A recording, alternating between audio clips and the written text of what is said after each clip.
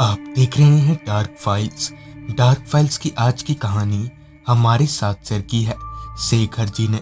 तो चलिए बढ़ते हैं आज की इस कहानी की ओर। आज के इस वीडियो में आगे बढ़ने से पहले अगर आपने अभी तक डार्क फाइल्स चैनल को सब्सक्राइब नहीं किया है तो कर लें, और ऐसी ही और वीडियोस के लिए देखें अनहोनी चैनल के लिंक आपको नीचे डिस्क्रिप्शन बॉक्स में मिल जाएगी। पढ़ाई पूरी होने के बाद भी किसी तरह का कोई काम मेरे हाथ नहीं लग रहा था, जिस वजह से मैं कहीं ना कहीं डिप्रेशन में जा रहा था। ऊपर से घर वालों के ताने सुनकर मेरे कान पक चुके थे, इसलिए घर के लोगों से भी मेरी अब पन्नी कम हो गई थी। मगर फिर भी मैंने हिम्मत नहीं हारी। मैं खुद को भी और अपने सारे दोस्तों को भी बोलकर रखा था ताकि कहीं कोई काम दिखने पर वो मुझे इन्फॉर्म कर दें। अब हालात ऐसे बन गए थे कि यहाँ तक कि मैं अब कोई भी तरह का काम करने को तैयार था, मगर मेरी तकदीर को शायद ये गवारा नहीं था। एक शाम जब मैं हर बार की तरह ही अपने बिस्तर पर लेटा हुआ था कि मेरे फोन की रिंग बजी। मैंने मोबाइल देखा तो चंदन का कॉल था। चंदन जो कि मेरे बचपन का दोस्त है और वो खुद भी अभी रेलवे में काम करता है। फिर जब मैंने फोन उठाया तब चंदन ने कहा, हाँ शेखर, तेरे लिए एक काम ढूंढा है। रेलवे में ही है एक जगह पर, वो जो हमारे गांव के पीछे रेलवे फाटक है ना, बस तुझे वहीं फाटक के पास ही रहना है और बस फाटक को ऊपर नीचे करते रहना है।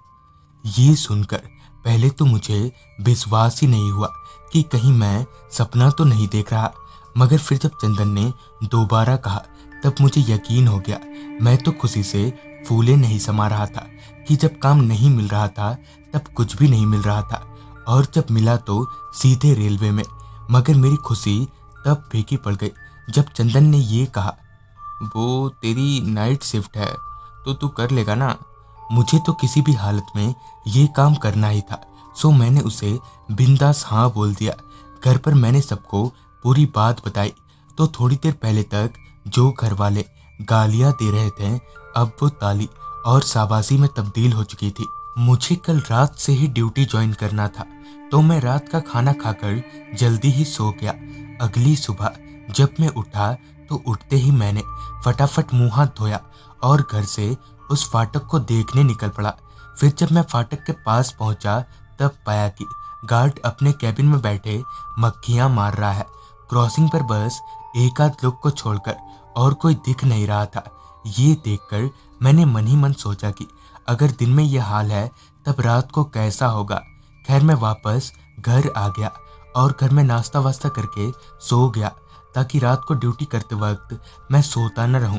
फिर जब मेरी माँ ने मुझे उठाया तब वक्त हो रहा था शाम के 7 बजे का।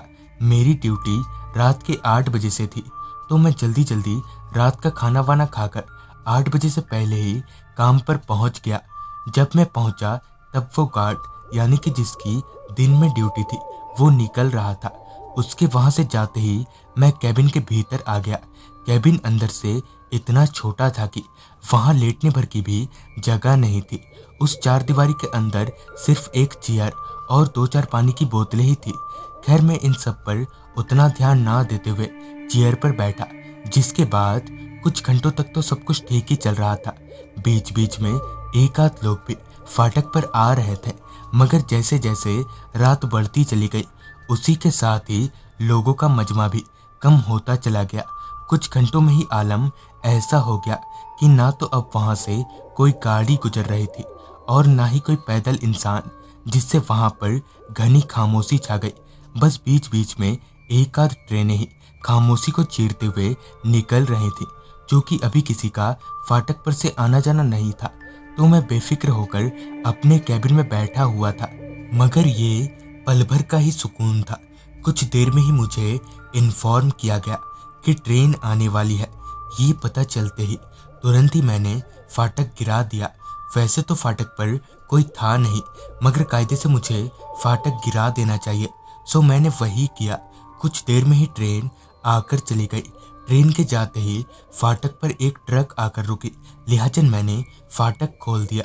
मगर मेरे फाटक खोलने के बाद भी वो ट्रक वैसे ही खड़ी रही। मैंने सोचा कि थोड़ी देर में चली जाएगी, जिसके बाद मैं वापस कैबिन के भीतर आ गया। मुझे कैबिन में बैठे अभी कुछ 10 से 15 मिनट ही बीते होंगे कि मुझे हॉर्न की आवाज़ सुनाई दी।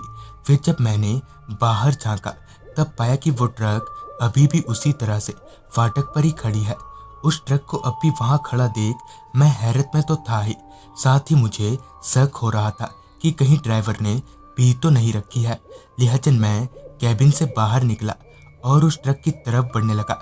फिर जब मैं ट्रक के पास पहुंचा तो पाया कि वहां ड्राइवर तो है ही नहीं।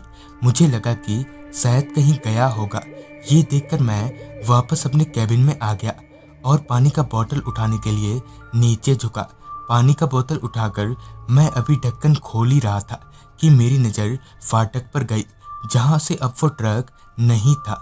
उस ट्रक को वहां ना पाकर मैं थोड़ा चौंक सा गया कि भला ये ट्रक गई तो गई कहाँ, जबकि ना ही तो ट्रक ऑन होने की आवाज़ आई थी और ना ही किसी और चीज़ की।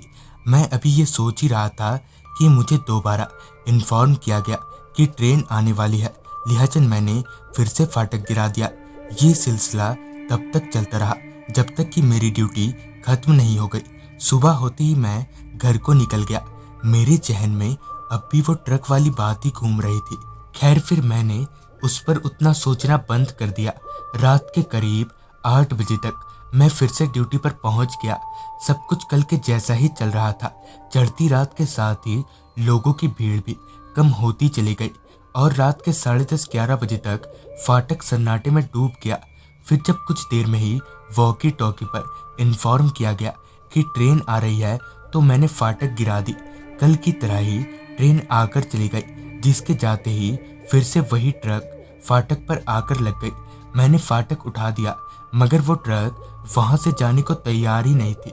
फिर जब लंबे इंतजार के बाद भी वो ट्रक नहीं गई तब मैं कैबिन से बाहर निकला और ट्रक के पास गया। ड्राइवर आज भी नहीं था। मुझे लगा कि कहीं सीट पर सो तो नहीं गया, मगर ट्रक की खिड़की ऊंचाई पर होने की वजह से साफ साफ कुछ पता नहीं चल पा रहा था। लिहाजन मैं ट्रक के ऊपर चढ़ा और खिड़की से झांका तो पाया कि अंदर कोई है ही नहीं, मगर ट्रक के कैबिन में नीचे खून ही खून फैला था। मैं अभी उस फैले खून को देख ही रहा था कि एकदम से फाटक अपने आप ही गिरने लगा। ये देखकर एक तरफ जहां मैं हैरान था, वहीं दूसरी ओर ये सोच रहा था कि कहीं फाटक खराब तो नहीं हो गई। मगर जैसे ही फाटक गिरी उसी के साथ ही हवा की रफ्तार से एक ट्रेन सामने से गुजरी। मगर ये कैसे हो सकता है, जबकि नहीं तो मैं कैबिन में था और ना ही मैंने फाटक को हैंडल किया था। ये देखकर मैं समझ गया कि जरूर दाल में कुछ काला है। मेरा शक यकीन में तब बदल गया जब ट्रेन के जाने के बाद फाटक खुद ब खुद ऊपर उठ गया और वो बिना ड्राइवर के ट्रक आगे निकल गई। ये देखकर मेरा तो दिमाग ही घूम गया। मैं बदहवास सा होकर वहीं खड़ा रहा। मेरे पैर डर से थरथराए जा रहे थे, पर किसी तरह से मैंने खुद को संभाला और कैबिन में जाकर बैठ गया। मेरी तो कुछ पल्ले ही नहीं पड़ रहा था कि आखिर वो ट्रक था क्या। कुछ घंटों के बाद ही सुबह हो गई। डे शिफ्ट करने वाले गार्ड के आते ही मैंने उसे पूरी बात बताई, जिस पर उसने बताया कि आज से कुछ महीनों पहले ड्राइवर और खलासी समेत एक ट्रक ट्रेन के चपेट में आ गया था, जिससे उन दोनों की मौत हो गई। असल में उस रात यहाँ जो गार्ड काम करता था वो देर रात सो गया था, जिस वजह से ट्रेन के गुजरने से पहले वो फाटक बंद नहीं कर पाया और बदकिस्मती से उसी वक्त एक ट्रक रेलवे ट्रैक पर आ गया, जिसके बाद से कहते हैं कि आज भी वो ट्रक रात को इस फाटक पर दिखाई देती है।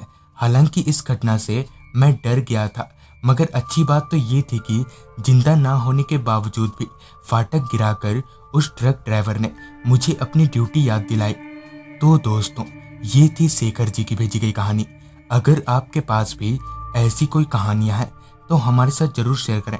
तो मैं आर्यन जल्दी ही मिलूंगा आपसे ऐसी ही एक कहानी के साथ।